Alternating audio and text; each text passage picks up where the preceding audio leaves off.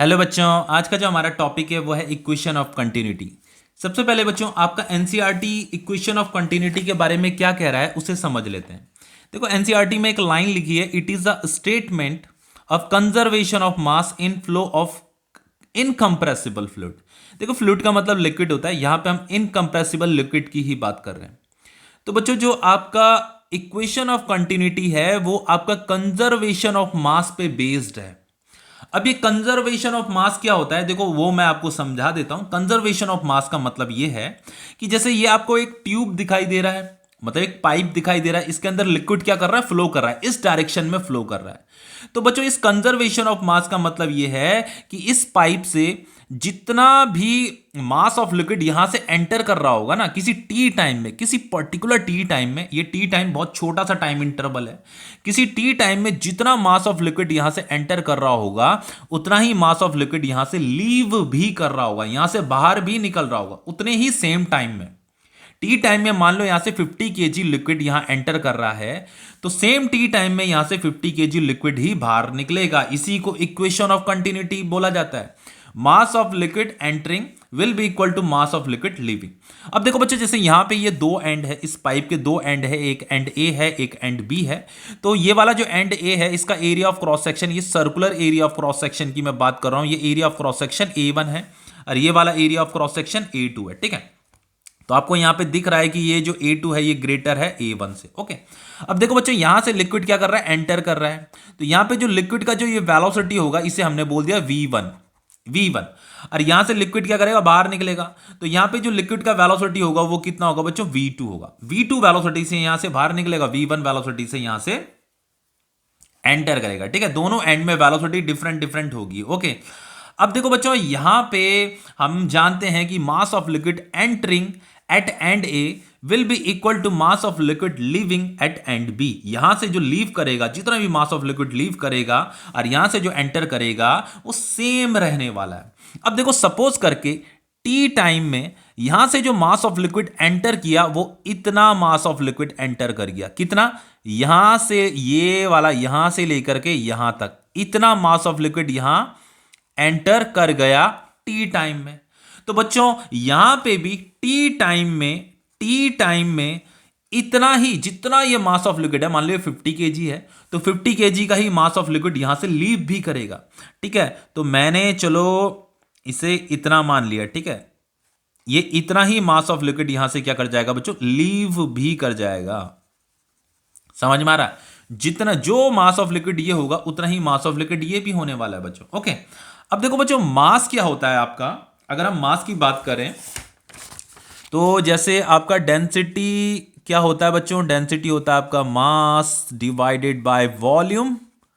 तो then mass क्या हो जाएगा बच्चों, मास हो जाएगा आपका density into volume, density into ये वॉल्यूम, ये डेंसिटी का सिंबल है। ठीक है, तो बच्चों हमें यहां पे ये जो लिक्विड जो टी टाइम में इतना एंटर कर गया ना, ये वाला जो लिक्विड है, ये वाला, ये जो एंटर कर गया है टी टाइम में, इसका मास निकालना है।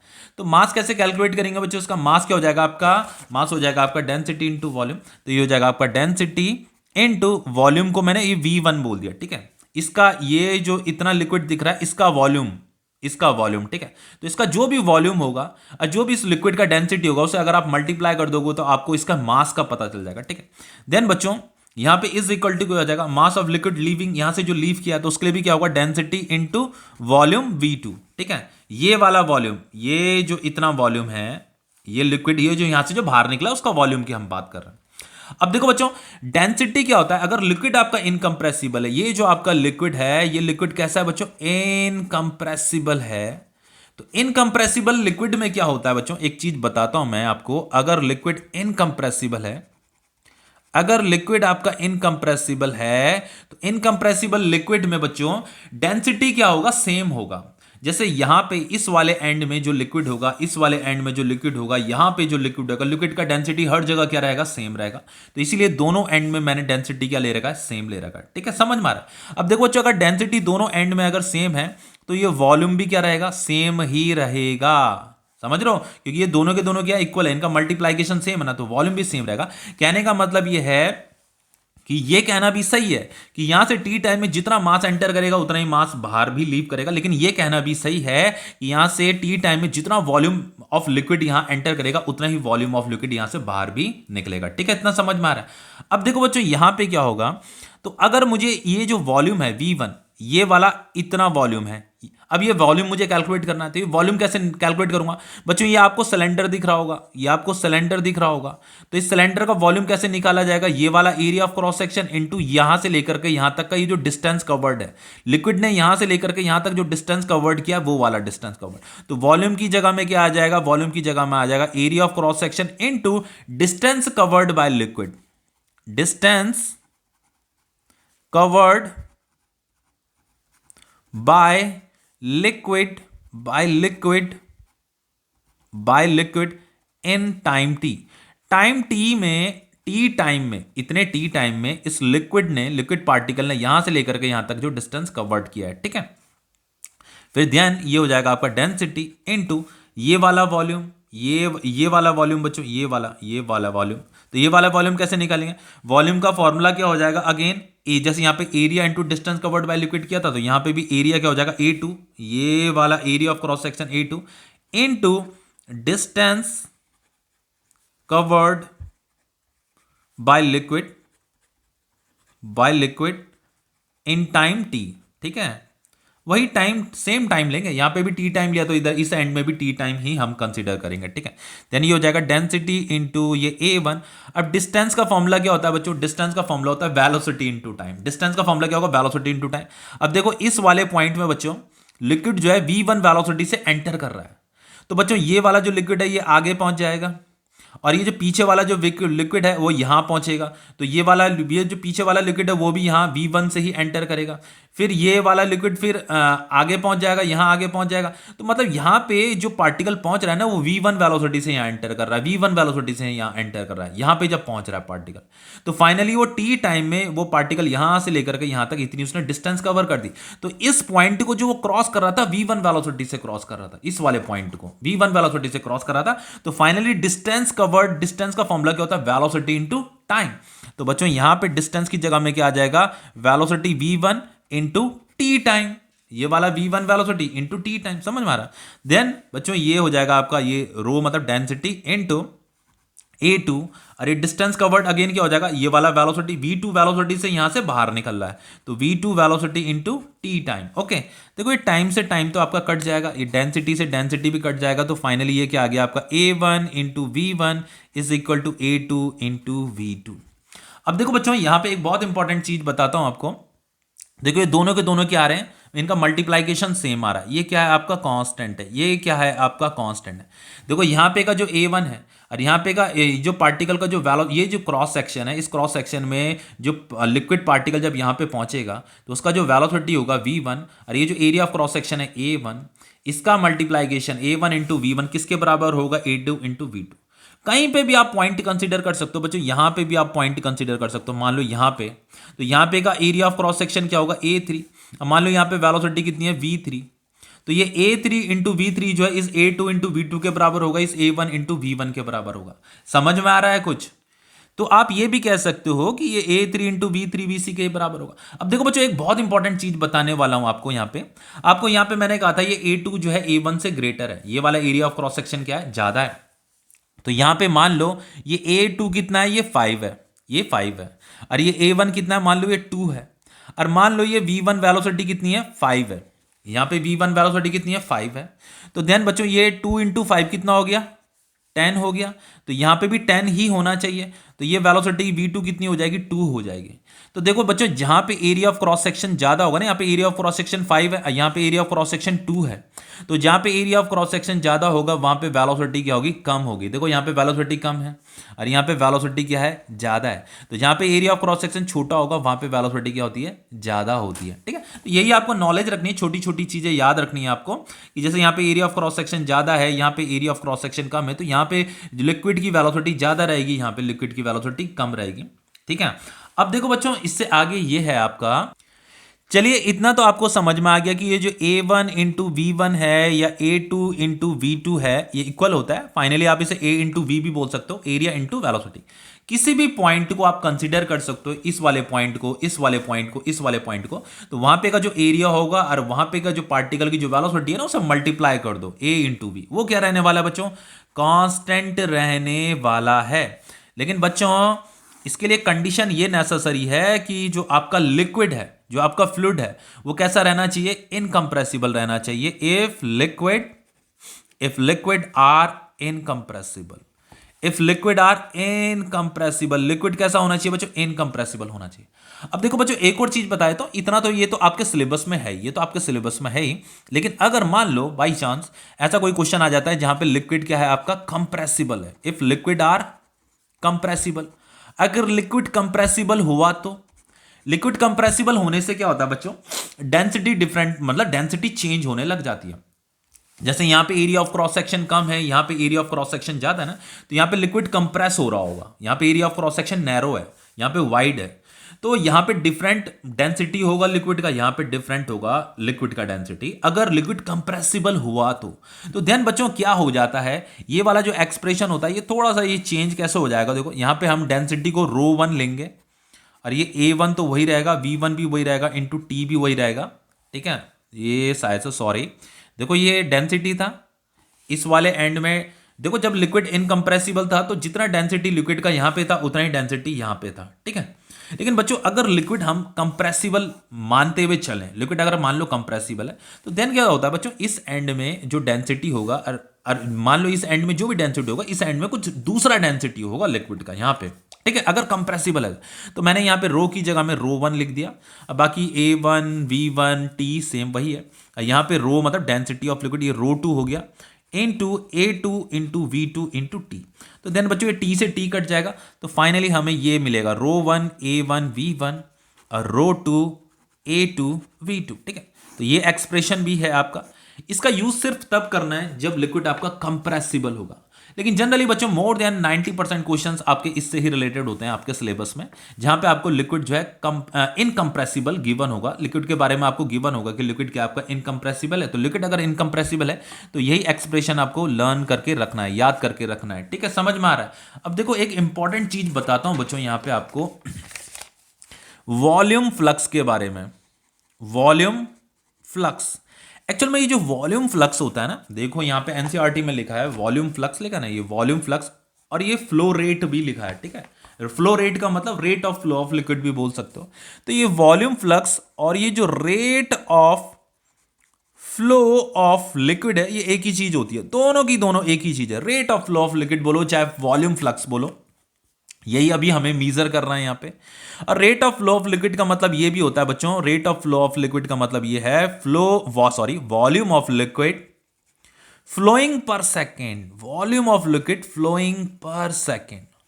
अगर आपको बच्चों इस पाइप में जो लिक्विड फ्लो कर रहा है एक सेकेंड में वो कितना वॉल्यूम फ्लो कर जा रहा है, मतलब एक सेकंड में यहां से कितना वॉल्यूम क्रॉस कर जा रहा है, उसका अगर आपको पता चल गया तो उसी को क्या बोला जाता है? Rate of flow of liquid बोला जाता है, या उसी को क्या बोला जाता है? वॉल्यूम फ्लक्स बोला जाता है। समझ में आ रहा है? अब देखो rate of flow of liquid निकाल लेते हैं, कैलकुलेट कर लेते हैं। Rate of flow of liquid कैसे निकालेंगे? Rate of flow of liquid, जिसे हम वॉल्यूम फ्लक्स भी बोलते हैं, तो इसका मतलब होता है volume of liquid flowing per second. आपको यह बताना है कि एक सेकंड में कितना वॉल्यूम ऑफ लिक्विड क्रॉस कर जा रहा है किसी पर्टिकुलर पॉइंट से। तो देन उसके लिए मान लो आपने कोई टी टाइम कंसीडर कर दिया, आपने टी टाइम ले लिया और आपको टी टाइम में चेक करना है कि किसी पर्टिकुलर पॉइंट से कितना वॉल्यूम ऑफ लिक्विड क्रॉस कर रहा है। तो देखो जैसे मान लो यहां पे टी टाइम में हमने देखा कि यहां से इतना वॉल्यूम ऑफ लिक्विड क्रॉस कर जा रहा था, इतना वॉल्यूम ऑफ लिक्विड क्रॉस कर जा रहा था। तो ये जो वॉल्यूम था बच्चों, ये वॉल्यूम कितना था? V1 था। कितना था? V1 था। ठीक है, तो चलो हमने मान लिया कि टी टाइम में किसी पर्टिकुलर किसी पाइप से V1 वॉल्यूम ऑफ लिक्विड क्या कर जा रहा है? क्रॉस कर जा रहा है। तो बच्चों ये जो volume of liquid divided by जो टाइम होता है ना, इसी को rate of flow of liquid बोलते हैं। समझ में आ रहा है? किसी पर्टिकुलर टाइम में किसी पाइप से जितना भी वॉल्यूम ऑफ लिक्विड क्रॉस कर रहा होगा, इन दोनों को डिवाइड कर दीजिए तो आपको rate of flow of liquid का पता चल जाएगा। ओके, देन बच्चों इसे आगे क्या लिखा जा सकता है? देखो ध्यान से देखिएगा, बहुत इंपॉर्टेंट चीज बताने वाला हूं अभी। Rate of flow of liquid, ये V1 क्या है? वॉल्यूम है। तो ये वाला जो वॉल्यूम है यहां से लेकर के यहां तक वॉल्यूम, ये वॉल्यूम कितना था बच्चों? ये वाला जो वॉल्यूम V1, ये जो वॉल्यूम था ये क्या था आपका? A1 into V1 into T. A1 ये वॉल्यूम है, ठीक है, ये आपका वॉल्यूम ही तो था, ये कैपिटल V1 था। और ये तो बच्चों ये तो वेलोसिटी है, ये वॉल्यूम है, ये V वॉल्यूम है और ये वेलोसिटी है, ठीक है। तो ये V1 जो हो जाएगा A1 V1 इंटू टी है। तो V1 की जगह में आ जाएगा A1 V1 into T divided by T. ये वाला टी भी तो आएगा, तो टी से टी तो कट गया। तो बच्चों ये जो A1 इंटू V1 है, बच्चों ये जो A1 इंटू V1 है, यही क्या है, आपका rate of flow of liquid है। A1 इंटू V1 ही तो आपका rate of flow of liquid है। और rate of flow of liquid को ही वॉल्यूम फ्लक्स भी बोला जाता है, तो इसी को वॉल्यूम फ्लक्स भी बोला जाता है।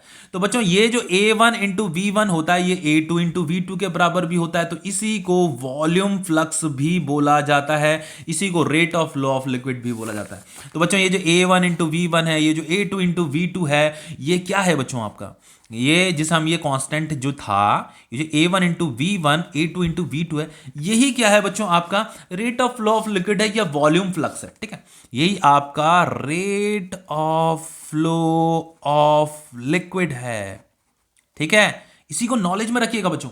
एक्चुअल में एग्जाम अभी क्वेश्चन कराऊंगा मैं, क्वेश्चन में ऐसे पूछ लिया जाता है कि rate of flow of liquid बताइए, तो बच्चे कंफ्यूज हो जाते हैं देन, क्योंकि आपके एनसीईआरटी में इसके बारे में ब्रीफली नहीं एक्सप्लेन कर रखा है, ठीक है। तो rate of flow of liquid क्या होता है आपका बच्चों, ये एरिया इंटू वेलोसिटी ही होता है, एरिया इंटू वेलोसिटी ही होता है। इससे आप इन दोनों को मल्टीप्लाई कीजिए, आपको rate of flow of liquid का पता चल जाएगा। ओके, अब देखिए बच्चों, rate of flow of liquid को किस मतलब इसे मीजर किस में किया जाता है, इसका एसआई यूनिट क्या होता है, ये जो है आपका rate of flow of liquid है, ठीक है। ये एरिया को किस में मीजर किया जाता है, मीटर क्यूब में। वेलोसिटी को किस में मीजर किया जाता है, एरिया को मीटर स्क्वायर में मीजर किया जाता है, और वेलोसिटी को किस में मीजर किया जाता है, मीटर पर सेकंड में मीजर किया जाता है। तो finally metre square into metre क्या हो जाएगा, मीटर क्यूब पर सेकंड हो जाएगा, क्या हो जाएगा, मीटर क्यूब पर सेकंड। तो यही रेट ऑफ फ्लो का क्या है बच्चों, एसआई यूनिट है, metre cube per second. Okay, समझ में आ रहा है। अब देखिए कुछ क्वेश्चंस कर लेते हैं, इतना तो आपको समझ में आ गया होगा। देखो ये क्वेश्चन है, बहुत ही इंपॉर्टेंट क्वेश्चन है बच्चों। देखिए यहां पे कह रहा है water flow through a horizontal pipe of varying cross section at the rate of 20 litre per minute, determine the velocity of water at a point where diameter is 4 centimetre. देखो बच्चों यहाँ पे एक हॉराइजॉन्टल पाइप की वो बात कर रहा है। हॉराइजॉन्टल पाइप मतलब वाटर उसमें ऐसे हॉराइजॉन्टल डायरेक्शन में फ्लो कर रहा है, ठीक है।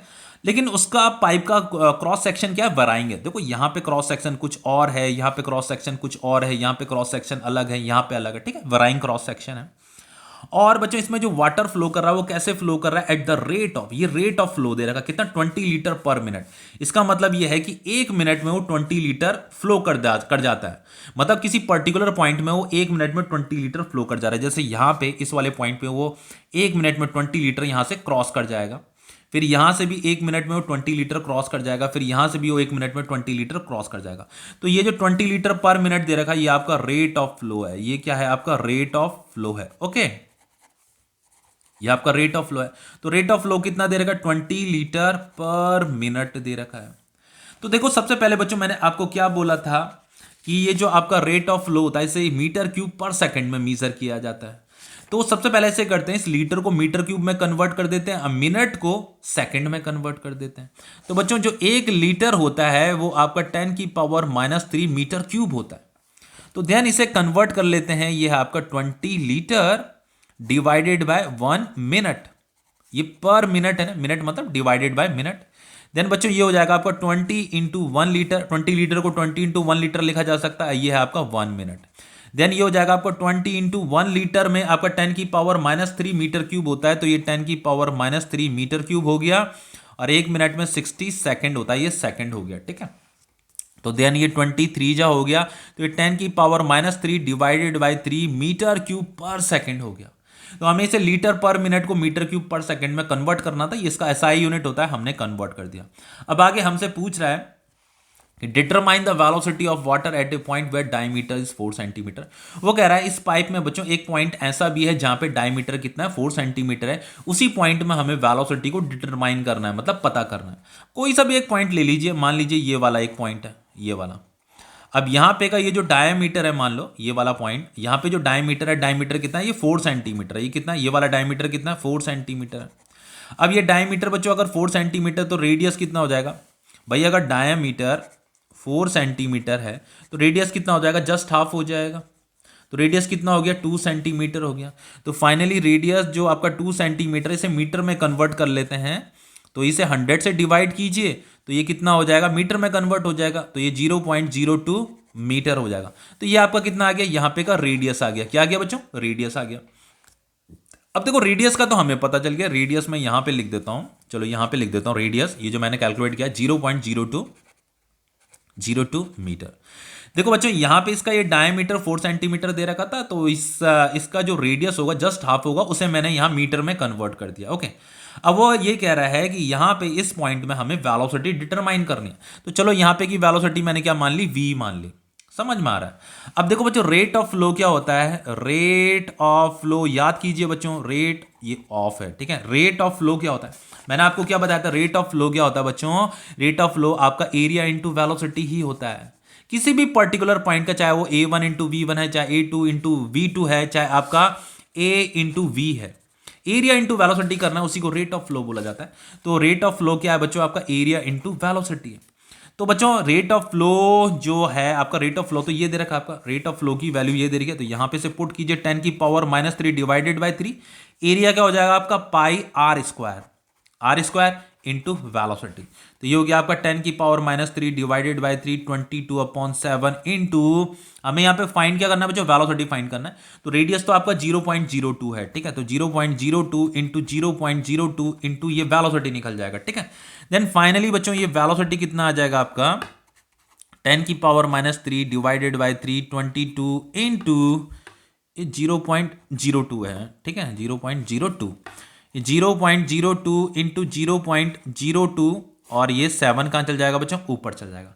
अब देखो बच्चों इसका आंसर मैं आपको डायरेक्ट बता रहा हूं, मैंने तो ये कितने बार ये क्वेश्चन कर रखे हैं, तो इसकी वैल्यू मुझे, एक मिनट बच्चों मुझे इसका आंसर देखने दीजिए, ठीक है। इसका आंसर पीछे एनसीईआरटी में कितना आ रहा है, एक मिनट रुकिए, एनसीईआरटी का क्वेश्चन तो नहीं है, एक मिनट मुझे आंसर, मैं डायरेक्ट इसका आंसर लिख के बता रहा हूं आपको।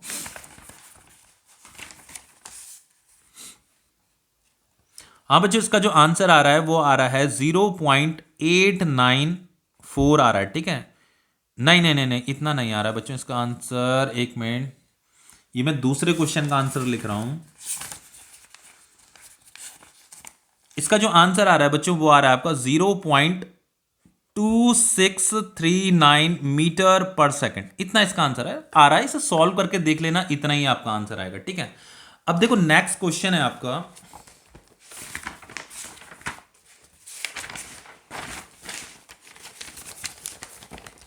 देखो बच्चों ये वाला क्वेश्चन है, ये भी बहुत इंपॉर्टेंट क्वेश्चन है, बहुत इजी क्वेश्चन भी है, ठीक है। देखो यहां पे कह रहा है water flow through a horizontal pipe of radius 1 centimetre at a speed of 2 metre per second.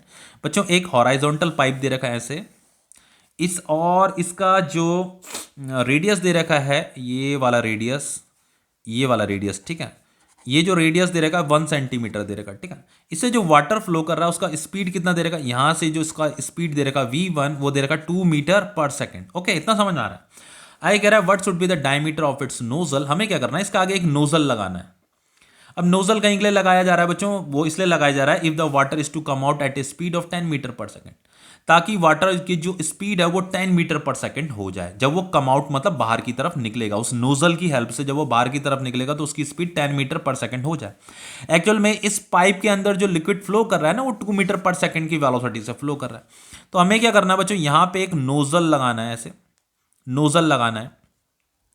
तो ये जो नोजल लगाना है, इसी नोजल का हमें डायामीटर बताना है। और वो ये कह रहा है कि इस नोजल से जो वाटर जो बाहर निकल रहा है वो कितनी वेलोसिटी से निकल रहा है, 10 मीटर पर सेकंड की वेलोसिटी से निकल रहा है। तो यहाँ पे जो उसकी जो वेलोसिटी है वो 10 मीटर पर सेकंड है, यहाँ पे वेलोसिटी 2 मीटर पर सेकंड थी। अब देखो बच्चों आपको पता होना चाहिए कि यहाँ पे वेलोसिटी ज्यादा है तो इसका एरिया ऑफ क्रॉस सेक्शन क्या होगा, छोटा होगा, कम होगा। अगर एरिया ऑफ क्रॉस सेक्शन हम नैरो कर देते हैं, छोटा कर देते हैं, तो वेलोसिटी क्या हो जाती है, ज्यादा हो जाती है पार्टिकल की, ठीक है। इतना समझ में आ रहा है। अब देखिए बच्चों यहाँ पे जो रेडियस R1 दे रखा है ना, R1 सेंटीमीटर में दे रखा है, तो इससे पहले मीटर में कन्वर्ट कर लेते हैं। तो 100 से अगर मैं इसे डिवाइड करूंगा तो मीटर में कन्वर्ट हो जाएगा, ठीक है। अब देखो हमारे पास रिलेशन क्या है, वो है हमारा A1 into V1 is equal to A2 into V2। मान लो इसका area of cross section A1 है, इसका एरिया ऑफ क्रॉस सेक्शन क्या है, A2 है। तो इन दोनों का a1 यहाँ पे का वेलोसिटी v1 है, यहाँ पे का वेलोसिटी v2 है, तो इन दोनों का मल्टीप्लाइकेशन क्या होगा बच्चों, सेम होगा। ठीक है, इतनी तो नॉलेज है सभी को। तो ये हो जाएगा आपका पाई, एरिया का फॉर्मूला क्या हो जाता है, ये circular area of cross section, pi r square, pi r1 का स्क्वायर इंटू v1, पाई r2 का स्क्वायर इंटू v2। ठीक है, इतना समझ में आ रहा है। ये पाई से पाई कट जाएगा बच्चों, R1 कितना दे रहेगा 1/100, तो 1/100 इंटू 1/100 इंटू V1 कितना दे रहेगा 2 दे रहेगा। ठीक है, R2 दे बच्चों, यहाँ पे क्या है R2, तो हमें आई थिंक यहाँ पे फाइंड करना है, हमें डायमीटर फाइंड करना है। तो सबसे पहले इस R2 को फाइंड कर लेते हैं, फिर डायमीटर भी आपका निकल ही जाएगा। तो ये R2 का स्क्वायर इंटू V2 कितना दे रखा है 10 दे रखा है। ठीक है, तो देन फाइनली R2 का स्क्वायर इज इक्वल टू क्या हो जाएगा आपका 1/100 इंटू 1/100 इंटू ये 2/10 यहाँ पे आ जाएगा। ठीक है, तो देन बच्चों ये R2 का स्क्वायर है, तो अगर मैं यहाँ से स्क्वायर हटा देता हूँ तो स्क्वायर हटाने से ये जो नंबर हैं ये आपके अंडर रूट के अंदर आ जाएंगे। ठीक है, ये आपके अंडर रूट के अंदर आ जाएंगे। देन बच्चों ये 100 यहाँ पे भी, 100 यहाँ पे, तो 100 बाहर आ जाएगा आपका, और ये आ गया आपका √2 डिवाइडेड बाई 10, ये 5 ठीक है, ये R2 है आपका। Then finally R2 is equal to क्या हो जाएगा बच्चों, ये हो रहा है आपका 1/100 और इंटू 1 ये √5 आएगा। ठीक है, ये मीटर में आ गया, कितने में आ गया आपका, मीटर में आ गया। ठीक है, अब देखिए इससे आगे क्या करेंगे, अब देखिए ये रेडियस आपका मीटर में तो आ गया, लेकिन हमें फाइंड क्या करना है, हमें डायमीटर फाइंड करना है इस नोजल का, ये वाला डायमीटर। तो डायमीटर क्या होगा बच्चों, जस्ट इसका ट्वाइस होगा, 2 इंटू R2 होगा। ठीक है, समझ में आ रहा है। तो देन डायमीटर क्या हो जाएगा बच्चों, 2 इसके साथ मल्टीप्लाई कर दीजिए, 2 इंटू 1/100 इंटू 1/√5। ठीक है, समझ में आ रहा है इतना। तो ये तो आपका मीटर में हो गया। ठीक है, मीटर में हो गया। आप आंसर इसे आगे भी कैलकुलेट कर सकते हो, यहाँ पे भी आंसर छोड़ सकते हो वैसे, लेकिन अगर आपको इसे सेंटीमीटर में कन्वर्ट करना है, मान लो डायमीटर सेंटीमीटर में कन्वर्ट करना है, तो आप इसे ऐसे भी कर सकते हो। ये तो आपका मीटर था ना, तो 1 मीटर में 100 सेंटीमीटर होता है, तो 100 से मल्टीप्लाई कर दीजिए, सेंटीमीटर में कन्वर्ट हो जाएगा, 100 से 100 कट जाएगा, तो फाइनली आपका डायमीटर जो आ रहा है वो 2/√5 आ रहा है। अब देखो बच्चों, ये तो आपका आंसर सेंटीमीटर में आ गया, क्योंकि हो सकता है बहुत से बच्चों को √5 की वैल्यू ना पता हो, तो अगर नहीं पता तो आंसर आप यहाँ पे भी छोड़ सकते हो। तो मुझे भी एक्चुअल में √5 की वैल्यू नहीं पता है, मुझे भी लर्न नहीं है, कोई दिक्कत नहीं है बच्चों। चलो मैं यहाँ पे फिर भी इसका आंसर बता देता हूँ। √5 का मैं कैलकुलेटर से ही सॉल्व करके बता रहा हूँ, 1 मिनट, आपको कैलकुलेटर तो बता ही देगा √5 की वैल्यू, आप भी कैलकुलेटर से ही देख लेना। ठीक है, मुझे भी नहीं पता। 2 डिवाइडेड बाय √5 ये हो रहा है बच्चों, इन दोनों को डिवाइड करने में जो आपको वैल्यू मिलेगी वो मिलेगी 0.894, इतना मिल रहा है। ठीक है, सेंटीमीटर। ओके, ठीक है, तो ये क्वेश्चन आपका कंप्लीट हो गया है।